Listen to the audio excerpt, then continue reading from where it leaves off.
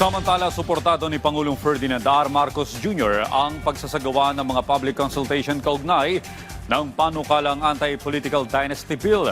Ayon kay Palace Press Officer Claire Castro, sa kamakailang pagpupulong ng Legislative Executive Development Advisory Council o LEDAC, ikinatuwa ng Pangulo ang isinasagawang mga konsultasyon ng mga mambabatas sa iba't ibang bahagi ng bansa. Nais anya ng punong ehekutibo na maisabatas ang panukala. Alinsunod na rin sa hiling ng mamamayan. Bukas din ang Pangulo na i-certify bilang urgent ang panukalang batas. Ngunit hihintayin muna ang panghuling bersyon na aprubahan ng Senado at Kamara dahil nakasalalay ito sa mga probisyon ng panukala.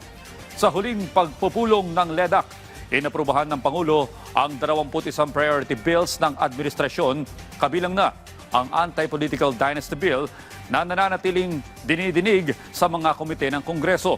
Layunin ng panukalang ipagbawal sa mga kamag-anak ng isang nakaupo o tumatakbong opisyal ang pagtakbo o paghawak ng anumang halal na posisyon. Nung nabanggit po ito mismo ni Senator Riza Hontiveros sa LEDAC at nalaman po niya na nagko-conduct na po ng consultation, public consultation, ay natuwa po ang Pangulo dahil ang nais po ng Pangulo ay maisabatas po ang nasabing bill, anti-political dynasty bill, dahil yan din po ang nais ng ating mga kababayan.